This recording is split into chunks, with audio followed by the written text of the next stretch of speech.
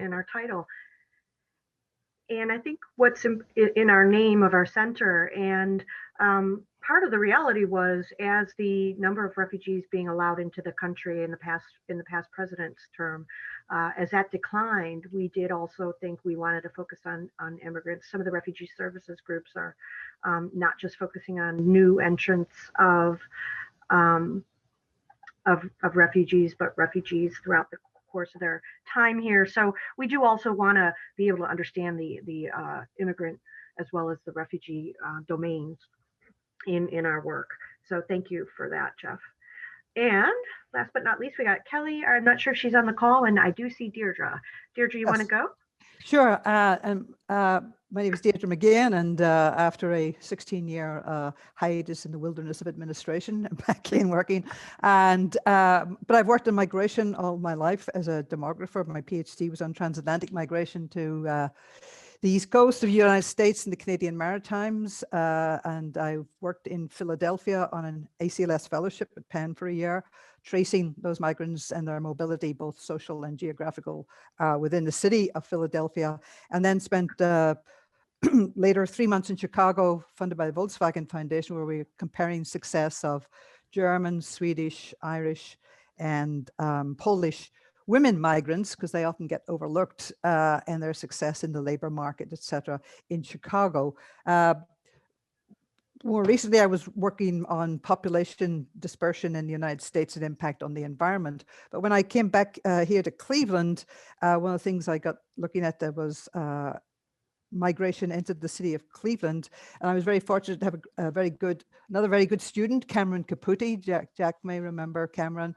And he had a Steinbacher Fellowship here at the Urban College. And we worked on the recruitment of migrants and their success in Cleveland and Detroit. Specifically, we were very interested in how global Detroit and global Cleveland were going about the business of recruiting migrants as a way of replacement for declining populations in legacy cities like Detroit and Cleveland.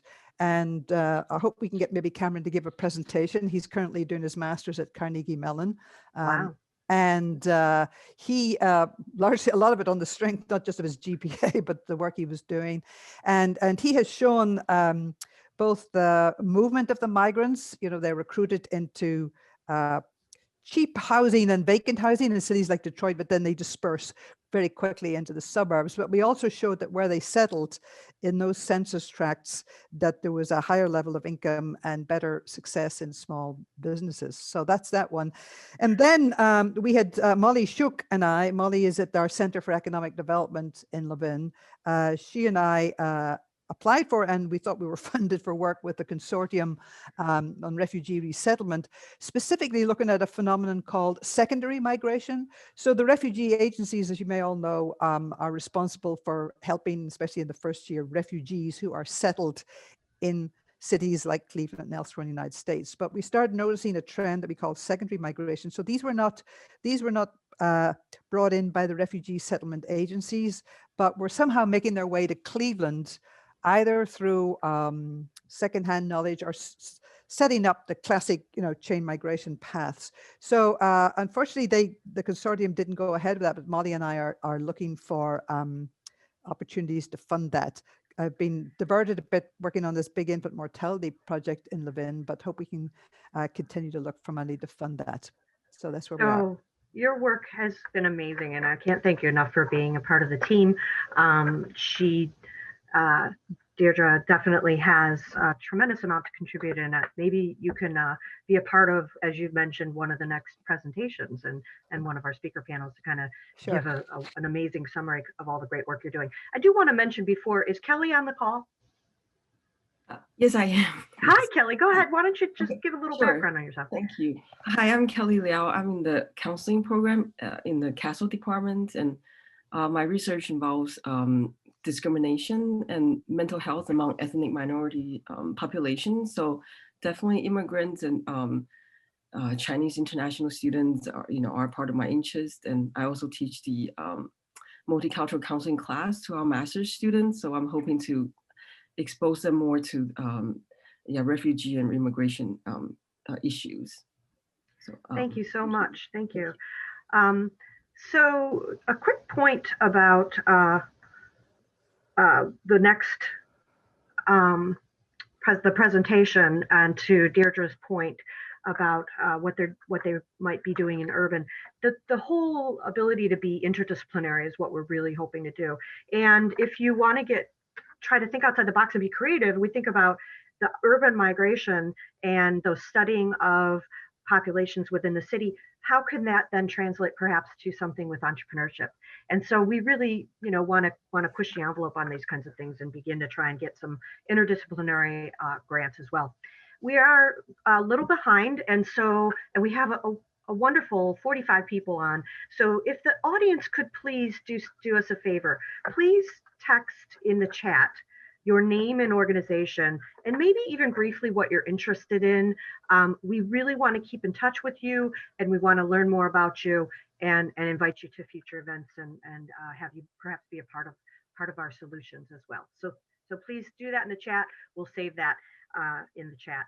So let's move on to our presentation. I'll kick it off to Brian. I'm Brian Mikelbank. In stark contrast to all my colleagues that you heard from, I had no background in this prior to coming to the center. This was not part of my research at all, but rather at the end of an academic space meeting, Ben caught me and was like, can I ask you a few questions about spatial data? I was like, oh, yes, you can. And that kind of drew me right in. So I'm an urban geographer. I'm in the urban college. I'm interested in this interplay between urban spatial pattern and urban spatial process, and kind of determining and figuring out pattern and learning about the process subsequent to that. Most of my research is focused on housing markets and neighborhood change. And you'll see how kind of that fits right in with the data that we're working with today, even though it's based on 1930s and 40s foreign-born population. So I was very interested in this as a topic, and the data and the resources we were able to use out of the Special Collections Library. But mainly in terms of, how do we figure out the patterns and the process? And I was a little shy on the context of the data. So finding Jack as a researcher to work on this with me through the undergrad research program was just great, because he brought to it a lot of the knowledge that you'll hear about during the presentation today. Thank you. And Jack. Well, hello, friends and faculty. My name is Jack Yochum. I am currently in my first semester of the Master of Science in Urban Studies program over in the College of Urban Affairs. My research interests, at least so far, have been in geography, demography, thanks to Dr. McGee, and urban sustainability and economic development. I had just graduated last semester with my BS in environmental studies and decided to come here right after due to being accepted as a graduate assistant for the Dean of Urban Affairs. I'm currently working on the Robert Wood Johnson Foundation Middle Neighborhoods project, which has been really a pleasure so far, and I'm really excited to see where this takes me over the next couple of years. My main interests in general have just been in mapping as a research tool, and I hope that this upcoming presentation will really show some of you the powers of that if you're not really too familiar with it. Very good. So I will stop share, and if you want to go ahead and start your presentation. We have about 20 minutes for this, which will put us at about 12:15, and then we'll have time for questions and answers and speak to the audience a little more. Thank you. Wonderful. So the title of this presentation, as mentioned earlier, is Clusters, Diversity, and Intra-Urban Migration, Cleveland's Foreign-Born Population from 1930 to 1940. Both Dr. Mikelbank and I will be co-presenting this, and I just want to start off by thanking the Undergraduate Research Student Award for funding this project. It was really a pleasure to be able to work on this over the course of a few months, well, I should say about half a year, actually. So to kind of start with a little outline, we're going to start with some of the historical background, some of the motivating factors behind this study. We're going to go into data sources and data context, some of the difficulties that we ran into during the course of this study. Dr. Mikelbank and I will be co-handling the analysis portion. He will be covering the Moran's eye and scaled entropy aspects, so a few of the metrics that we used, and then I will talk about the case study, and then we'll just kind of wrap it up with some lessons and takeaways from our study. So to start with some background, when we think of American immigration, at least up until the point of this study, there were three major waves. Colonization, the first wave of migration or immigration, that was really the Northern European, a bit of Western European, as well as the British, the continued immigration from British populations. And then what we call new immigration. That's really when we started to see a lot more of Western European early on, and then Eastern European, which is obviously very distinctly felt in the Cleveland area. In terms of some policy that's important to kind of talk about, to kind of frame some of the patterns seen here. In 1917, they established a literacy test for all immigrants coming into the nation that helped to curb the numbers coming in. That was further supplemented with the Immigration Act of 1924, which reduced the number of immigrants that were able to enter the country from 3% to 2% of the current immigrant population. And then we saw a lot of a cultural shift around the time of the Great Depression due to Hoover, who had some xenophobic statements about how, immigrants were going to slow the recovery from the Great Depression. That being said, we still see a lot of enduring communities throughout Cleveland. This map that was found via Case Western Reserve University kind of shows where a lot of these individual populations had settled around the 1920s. So to talk about data sources and preparation, we used the IPUM's National Historic GIS 1930 and 1940 Cuyahoga census tract boundaries. So what's important to note is that census tract boundaries are redrawn between decennial years. In order to obtain a common set, we had to use something called simple area apportionment. That essentially said, well, for each pixel of this census tract, there's this much population. That pixel is now in this census tract, so we'll add those populations together. Obviously, with simple area apportionment, we're not taking into account things like land use data, but that's not really available for us, unfortunately. For the historical nativity data we used, in 1930, we had persons by nativity in Cleveland and urban.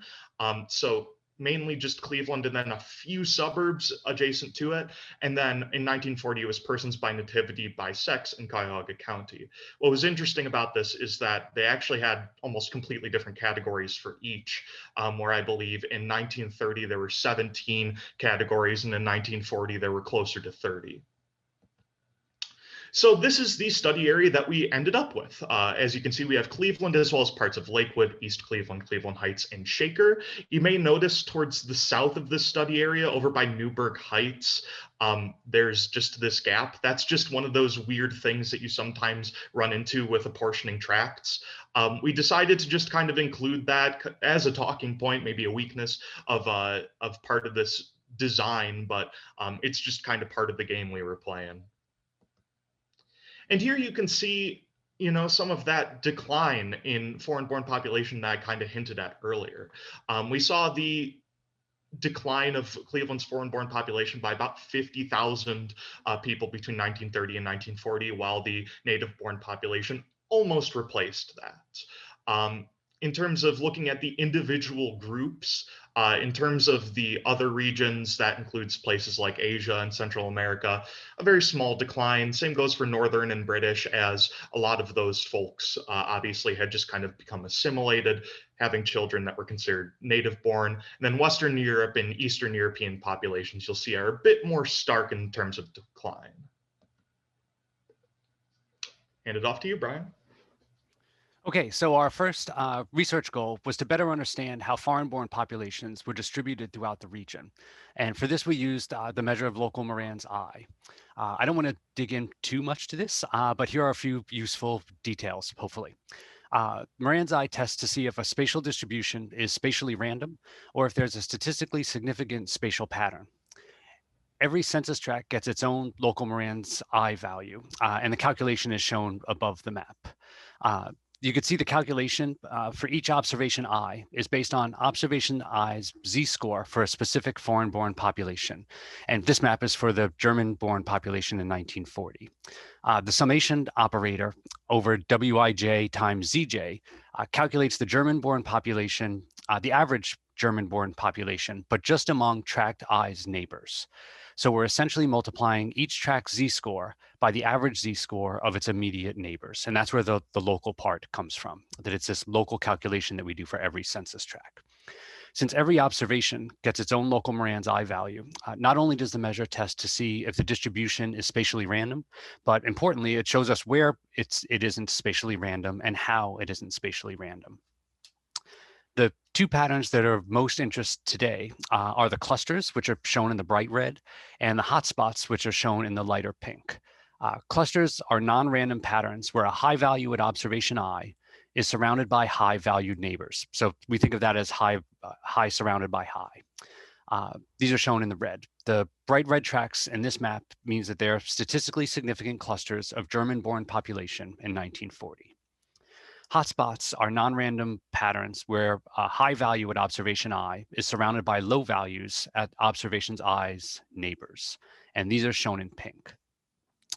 These aren't the primary focus today, but the bright blues are also clusters, but they are low values with neighboring low values. And the light blue represents low values surrounded by high values. Next slide, please. So we took really 3 lessons away from these local Moran analyses. The first is that many nationalities had spatial footprints that were both significantly clustered and unique from that of other groups. Next slide, please. Staying right with the 1940 German population, we could see that there's a large west side cluster that stretched from Lorraine Road in the north to Brook Park Road in the south. And we see 2 smaller clusters on the east side, one between East 55th, East 105th, Chester, and St. Clair, and the other a little further east, comprised of 2 tracks on either side of what is now Eddy Road, south of the rail line.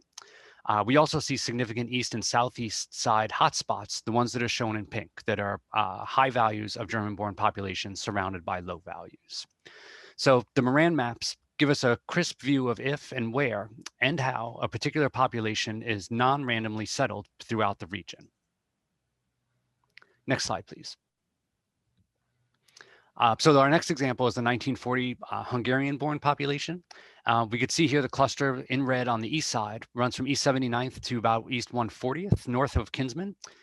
And on the near west side, that cluster is between Clark and Lorraine in the mid-west 140s. So overall, with around 20 census population categories in 1930, and then over 30 of them in 1940, we had a lot to look at.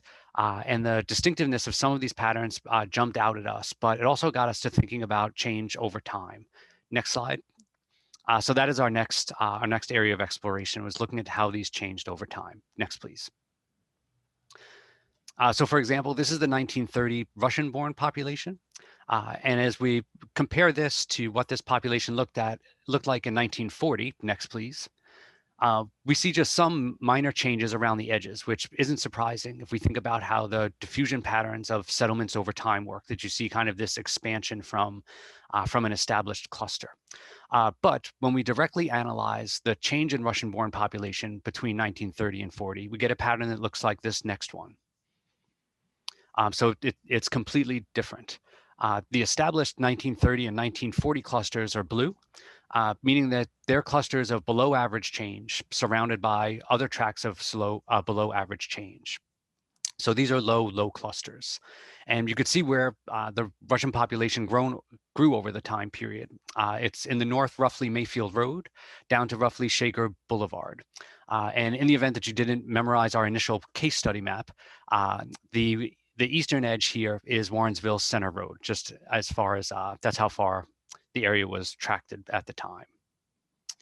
So we see these change in population patterns are really distinct from the clusters that we saw exist both in 1930 and 1940.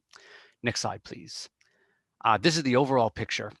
So the change for all foreign-born populations, and probably a lesson we are pretty familiar with as Clevelanders. We see below average population change in the core. Those are the blue areas, right? That's less than average population change in the foreign-born population over time. And the areas that are gaining in population that have higher than average are the red clusters that are in the periphery, keeping in mind that this is a 1940s view of what the periphery of Cleveland looked like. Next, please. So our last finding was that when we looked at some of these groups, we saw that they shared some overlap, some spatial overlap. And I'll just show you one of these to demonstrate. Next, please. This is the Czech and Hungarian clusters, and they have substantial spatial overlap in their red clustered areas. And this got us thinking about the diversity within each track, which Moran's eye doesn't measure. And I could already hear you frantically typing in the chat, well, Brian, what does measure diversity within each track? And the answer to that is on our next slide, and we use this measure of scaled entropy. So this measures the degree of group diversity within each track. Each track gets a measure of entropy, which is shown here. It's this EJ calculation. So K is the number of groups, and in our case, we aggregated those 20 or so population groups into 5, and those are shown on the slide, what those 5 groups were. Entropy has a maximum value of 1, and that occurs when when the population of a census tract is equally divided among all 5 groups, or all K groups more generally. And the entropy measure is at its minimum of 0 if a census tract is populated exclusively by just one of those groups. Next slide. So this is the 1930 entropy rating, which again is showing us diversity. So we see here we've divided into just 3 categories of low, medium, and high diversity. And it really confirmed in what we were seeing in those grouped population maps. We see the southeast cluster of high diversity, and then a corridor of high diversity that stretches from the near west side all the way out to Collinwood in the northeast. There are 2 regions of low diversity. Remember, this is when the population is dominated by fewer numbers of our population groups. One centered on Lakewood in the west, and the other on the Central and Fairfax areas in the east. Those are the ones shown in light blue. Over time, on the next slide, Jack showed us that the foreign-born population, in fact, declined between 1930 and 1940, and so did the level of diversity track by track, as measured by our entropy score. The blues and the greens in this map show declines in entropy, while the pinks and the reds show increases in entropy. And you can see it's dominated by these blue and green shades. We know that these entropy factors are influenced by a variety of things, but we were particularly interested in the role of intra-urban migration. And to tackle that topic, I will turn things back to Jack.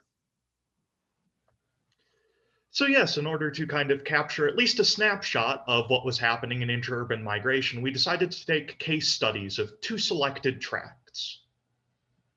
For those who may not be familiar, we in our special collections library have copies of the real property inventory of metropolitan Cleveland. This will be referred to as the RPI data. This data set ran from about 1932 to 1959.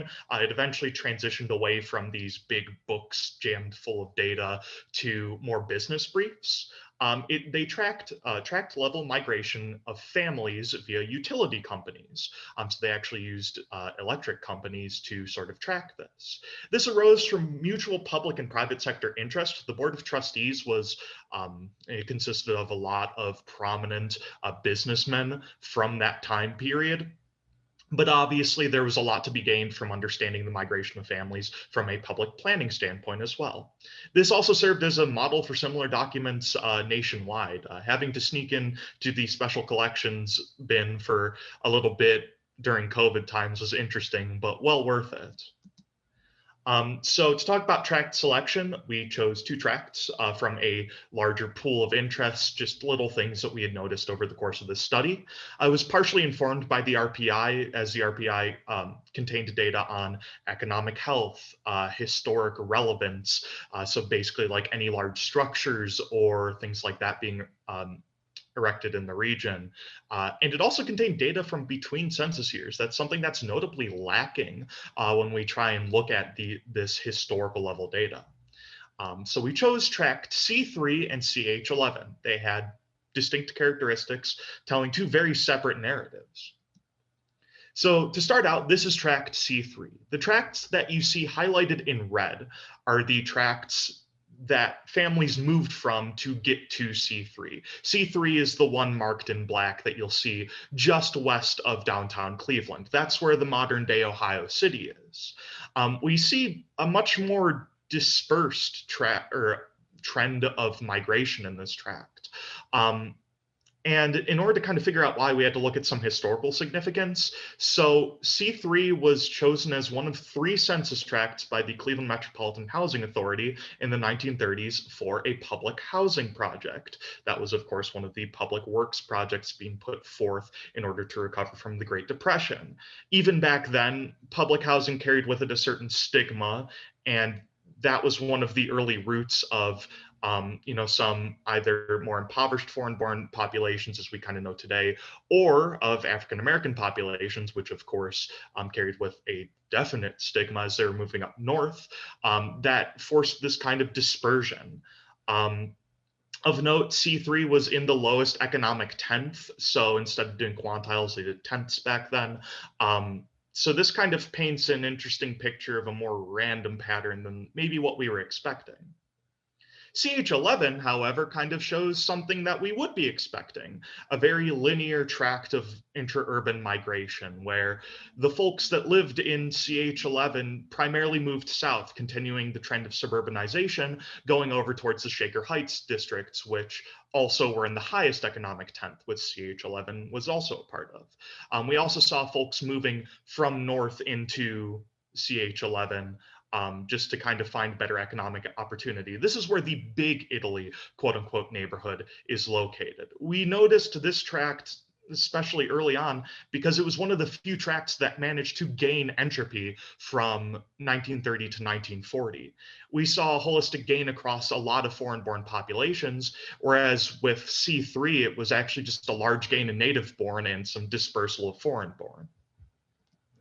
So to kind of move on to findings and takeaways, foreign-born populations are a lot more complex than initially thought, at least if you're looking at them individually. Historical convention kind of treats it like, we have Italian neighborhoods, Hungarian neighborhoods, and so on, but that's not necessarily the case. Even today, we'll notice that neighborhoods that used to belong to a single population become home to many populations.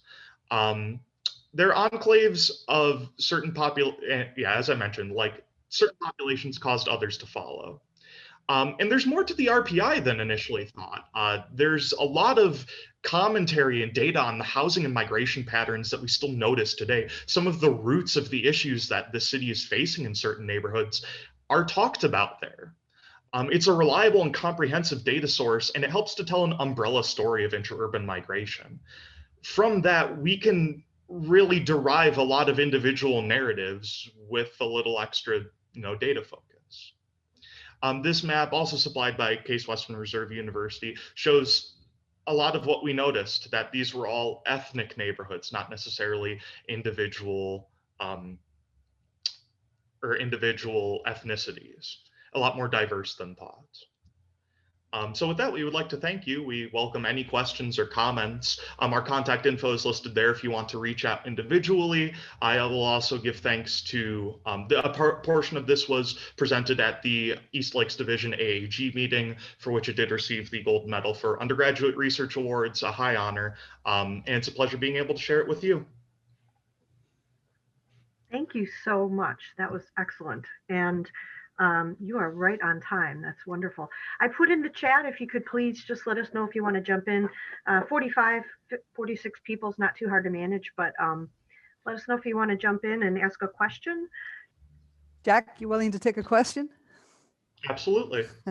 When I was doing the work in Chicago, where there was a very quick succession, of different groups coming in, but one of the things we found was that religion played a role in location, particularly where churches were established and built by those ethnic groups, and then people clustered around there. And interestingly, even for instance, I think a lot of the German population that came into Cleveland was actually Bavarian, and therefore it's more Catholic.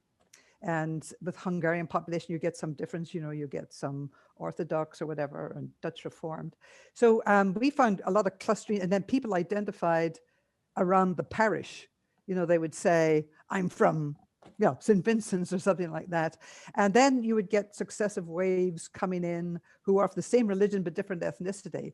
So sometimes when you get a country or an ethnicity where it's split in religion, they actually locate in different areas. So it's just something to look at. And I just had one other question. When it said Russian, Sometimes people said Russian, but they could be Belarus, so they could be Ukrainian or anything like that. Were you sure or felt pretty confident that Russia was, well, I suppose they're just part of the Russian conglomerate? At that point, you're asking me to read the minds of the Census Bureau during the 1930s, 1940s. I know. And for that, I can't really answer. That being said, I believe Russian and Ukrainian were separate both in 1930 and 1940. Yeah. One of the more interesting things that I noticed tangentially related to that is that Serbian was a population in 1930, but not in 1940. So they were tracking these different races, and they were kind of conglomerated into different areas at different times, which definitely brings into question, what's the quote unquote reliability of the census data. Sure. Yeah. And Eastern Europe is particularly challenging. Yeah. Yes. Yes. The amount of people who probably said Russian just for the sake of simplicity, that's not something I can easily account for. Yeah. By the way, I live absolutely next door to a little retirement area, and all I hear all day is Russian. They're all Ukrainian and Belarusian, Jewish immigrants from the 1950s. And it's, so I'm exposed to Russian. So there's still interesting enclaves. Mm-hmm. Really interesting idea, though, to overlay the churches on top of it. Yeah, and I'd be happy to share some of the stuff we did in Chicago where that was a particularly strong influence. I'd be happy to get Jack right on that. Well, I have to, I have to go and working 20 hours a week as a GA. You can't ask this much out of me. That's the minimum, Jack. I have to go teach Jack. We'll touch base. Okay, thanks. Hi, thanks. So I'd love to get some of the creative juices going. As how could we approach something like this from an interdisciplinary standpoint? Where could you use help from other faculty or other students, maybe in other disciplines? That's a really good point to ask. I don't know if you have any immediate responses for that, Brian. If you think about the variety of stuff that's in the real property inventory, and when we started this, we wrote the proposal pre-pandemic. The plan for Jack was to spend all summer in the Special Collections Library with the RPI. We focused on one part of it, which was the migration part, which really we don't have access to even now in any other format, really, in that it gave us track migration patterns, where previously we would have the census data, which would tell us where people lived or how many people lived in an area in 30 and how many people lived in 40. This told us about how they moved around in between that time. But there's a lot of other information in the RPI, and I would think particularly maybe from the economics or business standpoint, is they had a lot of information on like neighborhood economies, and they measured linear feet of storefronts of different sectors in particular like neighborhood economy areas. So I would think that there would be something in there kind of on, what was the distribution of economic activity and how did that change and how is it related to people that were living nearby at a time when, we weren't kind of sprawling out to the suburbs in our automobiles, but, we're very neighborhood based. So I would think that would be, one immediate area. So Laura Potter-Sadowski's on the call. She works for One World Fair Trade. And she got me started with my interest in the refugee situation when she was the director of the 10,000 Villages over in the Heights. And she's also doing consulting for refugee entrepreneurs. And so I'm hoping that these kinds of things can perk up your ears as to, okay, how can we help refugees with, demographic movement and storefronts and things like that. So any thoughts on that, Laura? I hate to throw you out there, but are you? Thanks, Vicki. And I know that Tiffany's on this call as well, us together. And so I just think with the information like this and knowing how many community partners are available and the business community that is available to help mentor these entrepreneurs and things, I think that there's really an immense opportunity if we can all just align and kind of advocate with each other for things like this. So thank you guys. Absolutely. Yeah. So we have had requests from us together and Tiffany, and we've tossed some names out to people. So for example, Cheatham's husband is in the arts as well. He has been mentoring, I had mentored a artist from us together to help with their portfolio development. And so, you know, we need to spread our network in ways that might be very organic and hard to kind of keep our arms around, but it's exciting, right? To keep that energy going. So thank you, Laura. Michael put some great resources in the chat for us. And Stephanie mentioned looking at the history of crime in Cleveland and the main link of the change in patterns of immigrant groups over time. And the census data would be great, at least on a, on a 10-year basis, to look at those over time. And the one shortcoming in the migration data that we used is that it was migration of families, and it didn't distinguish between families of different backgrounds, but it was just total. But we thought, going from it would still be of interest going from one cluster to another cluster to see where families were going from out of a cluster that had a particular identity. And in this case, we stuck with the ones based on entropy. Stephanie, are you available for a quick hello? Stephanie Hindershit. Thank you for hosting this, and I'm really excited to see this coming together and to see so many people who were on the call and interested. And I'm really proud of everyone who's pushing this along and really taking it in a good direction. So this makes me very happy. Do you want to say a little bit about your work? Yeah. So I'm a historian, and so I'm also very excited to hear about Brian and Jack's project moving forward, because Brian and I had talked a little bit about it early, like in the before times in COVID, and so I'm glad to see it moving forward. So I'm a historian. I do immigration history. More specifically, I focus on Asian immigration, and so Asian American history. But when I was at Cleveland, I'm no longer at Cleveland now, so I work for the Air Force at Maxwell Air Force Base. But when I was at Cleveland, I was really excited to be in a city with such a strong immigrant history and all the different groups, and to still see it be such a strong reception center for immigrants. And so I wanted to think a little bit more interdisciplinarily, whatever, however you say that word, and bring scholars and students together from all different disciplines. Being someone who's in the humanities, history goes a long way in explaining settlement patterns and the development of different communities, but historians can't get the full picture of immigration on our own. So it was a way to understand how can social scientists and even others in other humanity fields, how can we come together and look at this issue and then use our knowledge in an applied way. And so that partnering up with Urban and the business school was really a good way for me to think of how can we use our scholarship in a way that will shape and make Cleveland better, make the lives of the immigrants and the refugees better, and sort of move forward. That is so perfectly said. We definitely will keep in touch. Yes, please. There's another piece, is the education and families. And I want to mention about, I think we have Refugee Response organization here. They've been doing a fabulous job in reaching out to the community and working with students. And that is an important piece. Nyla, would you like to just say hi?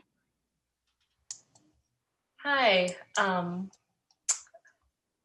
Hi, I'm Nyla Paul. I'm the Director of Education at Refugee Response. And yeah, it's really exciting to see just the diversity of faculty on this call. We've been taking notes. Our program, we work with K through high school, through mentorship and direct after school programming. We worked with Dr. Huang in the past.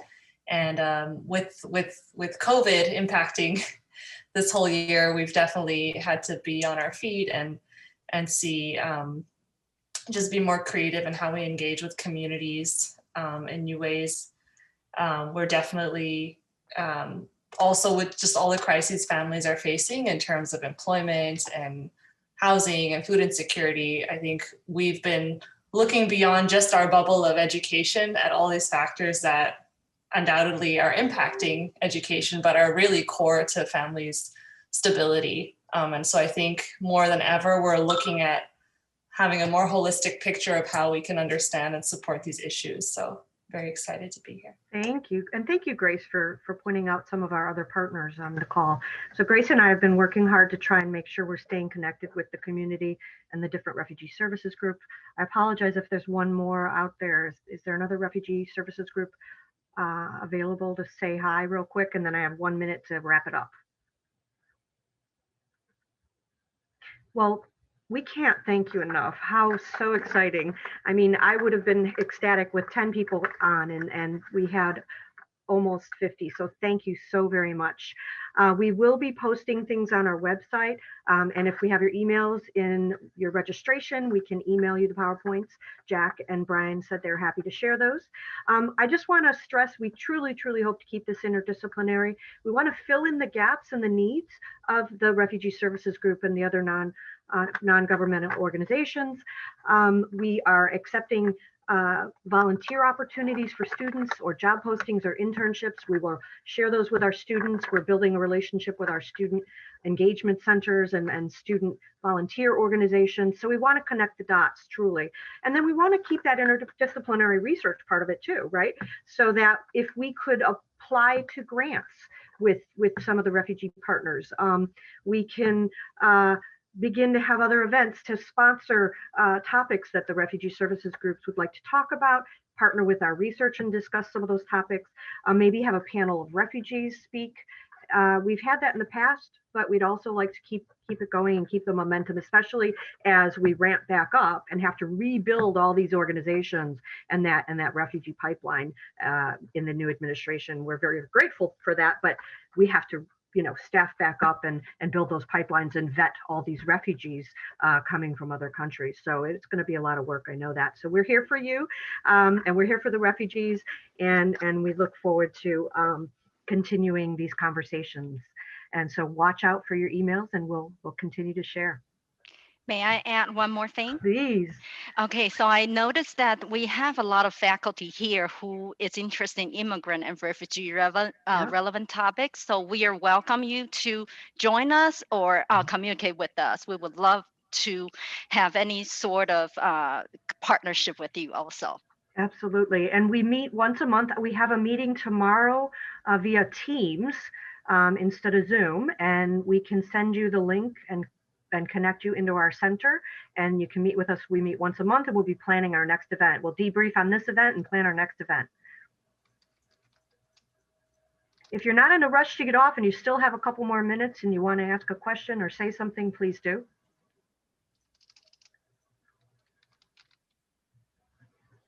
Well, again, thank you on behalf of the center and our wonderful founders, Stephanie Hintershins and Ben Barron, and the team that we've grown. Thank you so much.